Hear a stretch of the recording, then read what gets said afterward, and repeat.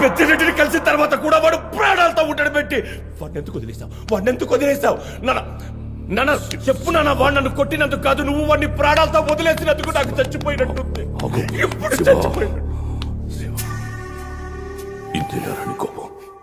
ఇంతేనారని కోపం ఇంతకంటే 1000 రెట్లుంటాదిరా. నా కొడుకుని కొట్టి నా ముందే కూర్చొని నాకే వార్నింగ్ ఇచ్చి వెళ్తా అంటే నా రక్తం మరిగిందిరా. నిజంగా నేను వాడిని చంపుంటే హ్యాపీగా ఉండేటోడివా? కాదు, వాడు నీ చేతిలో సావాలా. దానికి ముందు వాడిలో బలుపు, ధైర్యం, పొగరు నాకు నచ్చలేదు. అవి చావాలి ముందు.